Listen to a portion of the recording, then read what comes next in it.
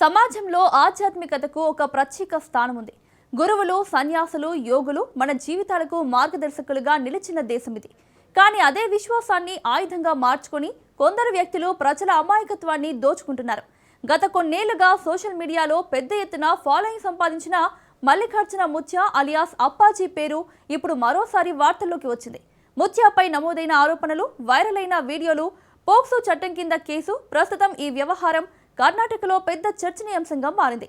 ఇంతకీ ఇందులో నిజమేంటి? వీడియోలో కనిపించిన దృశ్యాలు వాస్తవాలేనా లేక అపార్థమా? చట్టపరంగా ఏం జరుగుతోంది? ఒకవైపు భక్తుల మద్దతు, మరోవైపు బాలల హక్కుల కోసం గళమెత్తుతున్న వర్గాలు. విశ్వాసం, బాధ్యత, చట్టం, ఈ మూడింటి మధ్య ఇప్పుడు జరుగుతున్న పోరాటం ఎటు దారితీస్తుంది?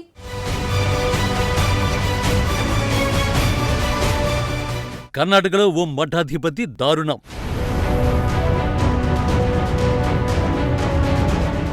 బాబా వేషంలో కామాంధుడు.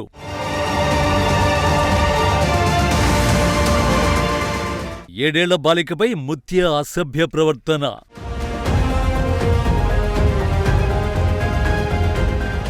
నిందితుడిపై పోక్సో చట్టం కింద కేసు.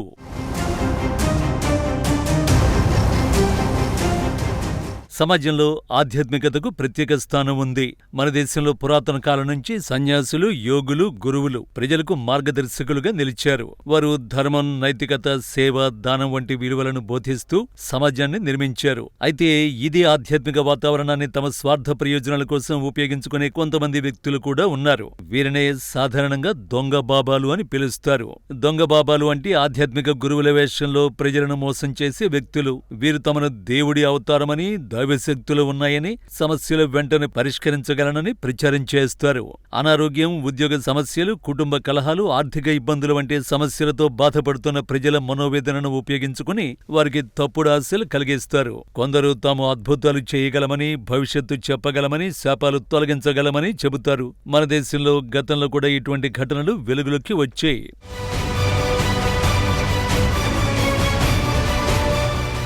మల్లికార్జున ముత్య అలియాస్ అప్పాజీ అనే పేరు గత కొన్నేళ్లుగా సోషల్ మీడియాలో తరచుగా వినిపిస్తోంది.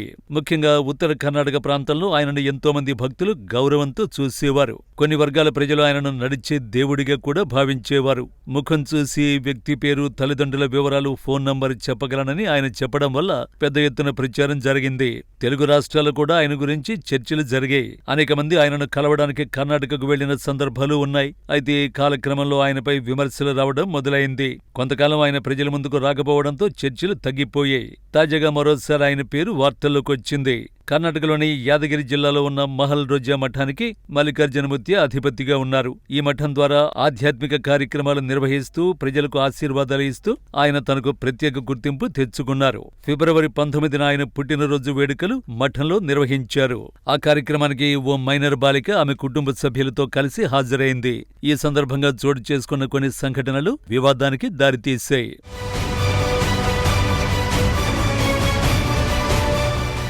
సోషల్ మీడియాలో వైరల్ అయిన వీడియోలో ముత్య బాలికను ఎత్తుకోవడం, ఆమెతో సరదాగా ప్రవర్తించడం వంటి దృశ్యాలు కనిపించాయి. కొన్ని క్లిప్పులు చూసిన వారు ఆయన ప్రవర్తనపై అభ్యంతరాన్ని వ్యక్తం చేశారు. వీడియోలో ఉన్న కొన్ని భాగాలు చిన్నారి పట్ల అనుచితంగా ఉన్నాయని ఆరోపణలొచ్చాయి. ముఖ్యంగా బాలికను అసౌకర్యానికి గురి చేసేలా ప్రవర్తించారని విమర్శలు వ్యక్తమయ్యాయి. ఈ వీడియోలో వైరల్ కావడంతో మహిళా శిశు సంక్షేమ శాఖ అధికారులు స్పందించారు. వారి ఫిర్యాదు ఆధారంగా యాదగిరి జిల్లా శహపుర తాలూకా గోగి పోలీస్ స్టేషన్లో మల్లికార్జున ముత్యపై కేసు నమోదు చేశారు. చిన్నారుల రక్షణ కోసం అమల్లో ఉన్న చట్టాల ప్రకారం చర్యలు ప్రారంభించారు. పోక్సో చట్టం కింద సెక్షన్ 12 ప్రకారం ఎఫ్ఐఆర్ నమోదు చేశారు. అదనంగా భారత న్యాయ సంహితలోని సంబంధిత సెక్షన్లు కూడా చేర్చినట్లు సమాచారం. బాలల రక్షణ కమిషన్ ఈ విషయాన్ని సీరియస్ గా తీసుకుని పూర్తి నివేదిక కోరింది. వీడియో ఆధారంగా పోలీసులు చిన్నారి వాంగ్మూలాన్ని నమోదు చేశారు. ఆమె తల్లిదండ్రులను కూడా ప్రశ్నించారు. మఠానికి నోటీసులు జారీ చేసి ముత్యాను విచారణకు హాజరు కావాలని కోరారు.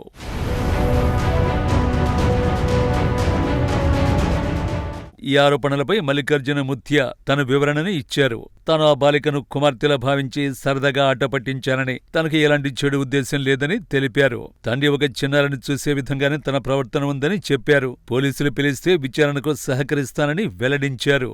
అయితే కేసు నమోదైన తర్వాత ఆయన ప్రజల్లో కనిపించకపోవడంతో ప్రస్తుతం అజ్ఞాతంలో ఉన్నారనే వార్తలు వినిపించాయి. తెలంగాణలో ఎక్కడో ఉన్నారని పోలీసులు అనుమానిస్తున్నట్లు సమాచారం వెలువడింది. ఇదిలా ఉండగా ఆయన అనుచరులు ఈ కేసుపై ఆగ్రహాన్ని వ్యక్తం చేస్తున్నారు. వీడియోను పూర్తిగా పరిశీలించకుండా తొందరపడి కేసు నమోదు చేశారని వారంటున్నారు. ఎఫ్ఐఆర్ను ఉపసంహరించకపోతే నిరసన కార్యక్రమాలు చేపడతామని కొందరు అనుచరులు ప్రకటించారు. మరోవైపు బాలల హక్కుల పరిరక్షణకు కట్టుబడి ఉన్న వర్గాలు ఈ ఘటనపై పూర్తిస్థాయి విచారణ జరగాలని కోరుతున్నాయి.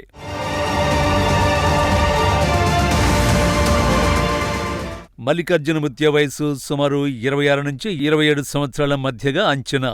గత 4 ఏళ్లుగా సోషల్ మీడియాలో అప్పాజీ పేరుతో వీడియోలు పోస్ట్ చేస్తూ పెద్ద ఎత్తున ఫాలోయింగ్ సంపాదించారు. ఇన్స్టాగ్రామ్, యూట్యూబ్, ఫేస్బుక్ వంటి వేదికలపై ఆయనకు అనేక మంది అనుచరులున్నారు. ఆధ్యాత్మిక సందేశాలు, భక్తుల సమస్యలకు పరిష్కారాలు చెప్పడం వంటి అంశాలతో ఆయన వీడియోలు వైరల్ అయ్యాయి. కొందరు ఆయనను ఆధ్యాత్మిక గురువుగా భావిస్తే మరికొందరు విమర్శించారు. ఇప్పుడు నమోదైన కేసును రద్దు చేయాలని కోరుతూ మల్లికార్జున ముత్య కర్ణాటక హైకోర్టును ఆశ్రయించారు. కలబుర్గి బెంచ్ ముందు ఈ పిటిషన్ విచారణకు స్వీకరించబడింది. కేసు విచారణ రాబోయే తేదీల్లో జరగనుంది. వీడియో నిజమా, ఎడిట్ చేయబడిందా, ప్రవర్తన ఉద్దేశపూర్వకమా లేక సరదాగా జరిగినదా అన్న అంశాలు కోర్టు విచారణలో స్పష్టమవుతాయి. చట్టపరమైన ప్రక్రియ పూర్తయ్యే వరకు ఎవరికీ ముందుగానే తీర్పు ఇవ్వలేమని న్యాయ నిపుణులు చెబుతున్నారు.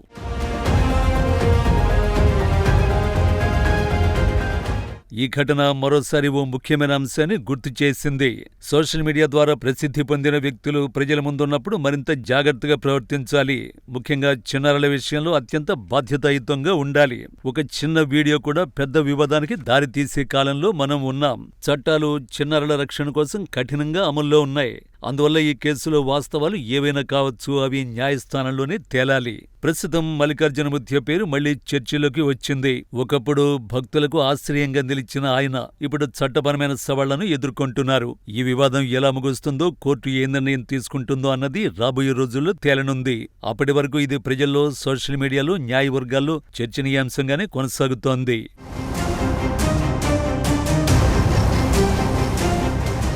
దొంగ బాబాలు, పెద్ద ఆశ్రమాలు, భక్తుల సమూహాలు భారీ కార్యక్రమాలు నిర్వహిస్తారు. సోషల్ మీడియాను విస్తృతంగా ఉపయోగించి తమ ప్రచారం పెంచుకుంటారు. తమ గురించి అద్భుత కథనాలు ప్రచారం చేయిస్తారు. భక్తులు కూడా ఆ కథనాలను మరింతగా ప్రచారం చేస్తారు. కొంతమంది రాజకీయ నాయకులతో, ప్రముఖులతో సంబంధాలు పెంచుకుని తమ ప్రభావాన్ని పెంచుకుంటారు. చాలా సందర్భాల్లో ప్రజలు సమస్యలతో బాధపడుతున్నప్పుడు త్వరిత పరిష్కారం కోసం వెతుకుతారు. శాస్త్రీయ దృక్పథం కంటే భావోద్వేగాలు పైచేయి సాధిస్తాయి. ఒక్కసారి నమ్మకం ఏర్పడితే విమర్శనాత్మక ఆలోచన తగ్గిపోతుంది. సమూహ ప్రభావం కూడా పనిచేస్తుంది. చుట్టూ ఉన్నవాళ్లు నమ్మితే మనం కూడా నమ్మే పరిస్థితి వస్తుంది. దొంగ బాబాల వల్ల సమాజానికి కలిగే నష్టం చాలా ఎక్కువ. ఆర్థికంగా ప్రజలు మోసపోతారు. కొందరు తమ సంపాదనంతా దానం పేరుతో కోల్పోతారు. మరికొందరు మానసికంగా, శారీరకంగా కూడా ఇబ్బందులు పడిన ఉదాహరణలు ఉన్నాయి. ముఖ్యంగా మహిళలు, పిల్లలు, వృద్ధుల వంటి బలహీన వర్గాలు ఎక్కువగా ప్రభావితమవుతూ ఉంటాయి. ఒక వ్యక్తి చేసిన తప్పు మొత్తం ఆధ్యాత్మిక వ్యవస్థపై అపనమ్మకాన్ని పెంచుతుంది. ఇలాంటి పరిస్థితుల్ని నివారించాలంటే సమాజంలో శాస్త్రీయ దృక్పథం పెరగాలి. విద్య ద్వారా విమర్శాత్మక ఆలోచన అలవాటు కావాలి. ఏ వ్యక్తి తనను దేవుడని ప్రకటిస్తే వెంటనే నమ్మకుండా ప్రశ్నించే ధైర్యం ఉండాలి. ప్రభుత్వ సంస్థలు, చట్ట అమలు సంస్థలు కూడా ఇటువంటి మోసాలపై కఠిన చర్యలు తీసుకోవాలి.